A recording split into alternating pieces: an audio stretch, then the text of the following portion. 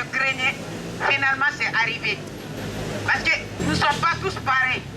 Si tu vis dans un pays qui a plus de racisme, ça devient compliqué.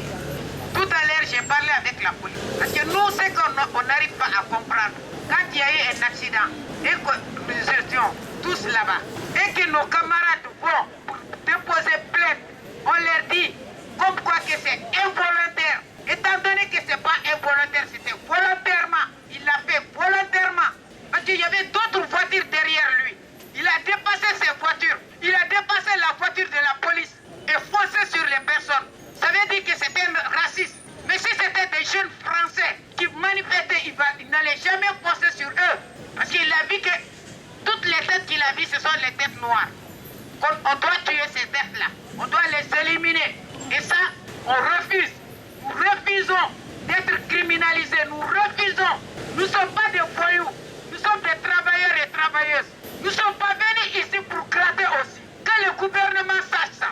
Ce qu'on nous disons tout le temps. Les Français, ils parlent chez nous, matin, midi et soir, comme ils veulent. Et nous, quand on est là, qu'est-ce qu'on nous dit? Des sans-papiers, des étrangers. Les Français qui sont chez nous, on ne leur dit jamais des étrangers. On ne leur dit jamais des sans-papiers. On leur dit toujours les ressortissants français. Mais pourquoi il y a cette criminalisation dans ce pays? Et pourtant, nous sommes la richesse de ce pays. Ce sont nous, les femmes et les hommes, qui se réveillent à 4 h du matin, 3 h du matin. Nous rentrons à quelle heure? Nous rentrons à quelle heure? 19 h, 20 h. Nous laissons nos maris, nos femmes, nos enfants à la maison. Tu reviens, il faut préparer pour ces familles-là. Tu n'arrives même pas des fois à manger, tellement que tu es fatigué. Ce que nous demandons à ce gouvernement, c'est la paix que nous demandons. Nous demandons la régularisation globale de tous les travailleurs, le retour de l'aide médicale d'État. Nous demandons un toit pour tout le monde. Donc on rappelle encore une fois tous les sans-papiers et les soutiens qui sont là. On a besoin de vous. Parce que si les policiers ne sont pas capables de nous protéger, et nous-mêmes, on se protège quand on est sur le côté. Il ne faut pas qu'on va laisser se faire. Peu importe la situation, nous sommes des humains. On défend nos causes, on ne va pas laisser faire. Donc aujourd'hui, nous sommes là, on va montrer, dénoncer jusqu'à la préfecture que nous ne sommes pas contents. Les actes criminalistes qui étaient passés, le vendredi passé, on dit non à la ségrégation.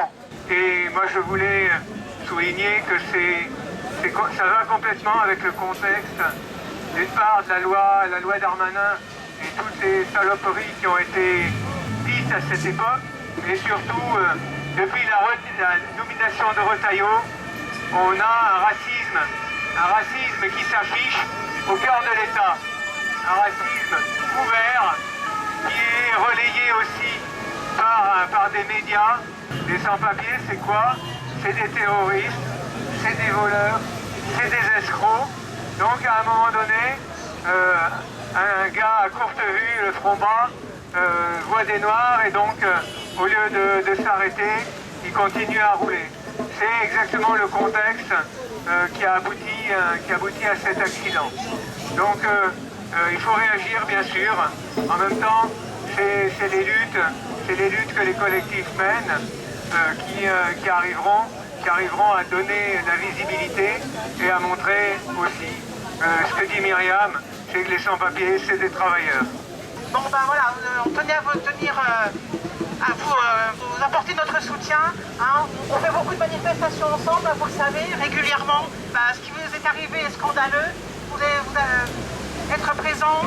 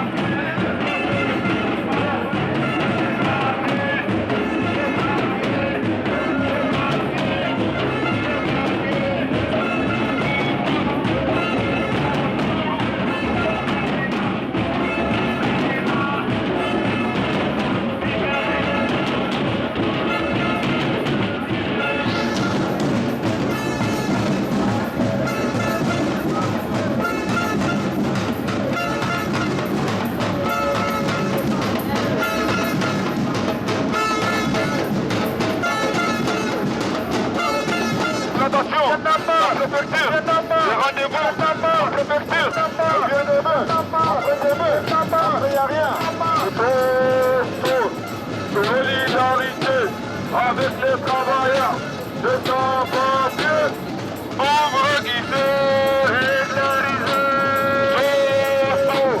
Solidarité avec les travailleurs, les sans-papiers, pauvres guichets.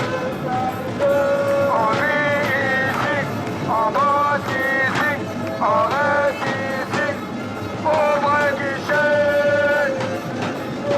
Les petits sans-papiers, les jeunes travailleurs, les travailleurs sont jurés. Les petits sans-papiers, de la préfecture, pour corriger. Les petits sans-papiers, de la sécurité, pour corriger.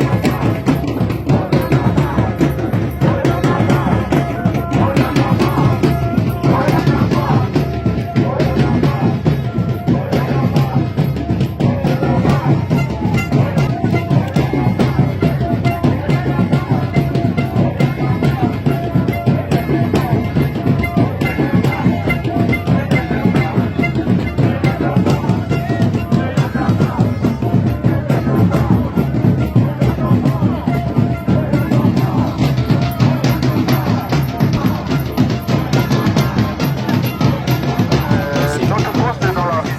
On sait qu'on est capable d'engager, c'est notre combat. On ne va pas laisser faire.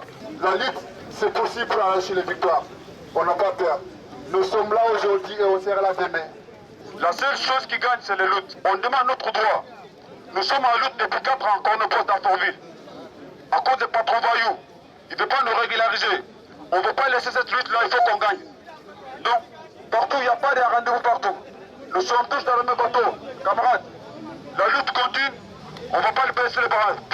Nous subissons tous la même répression vis-à-vis de l'État raciste, vis-à-vis des autorités, de la mairie et de toute l'administration.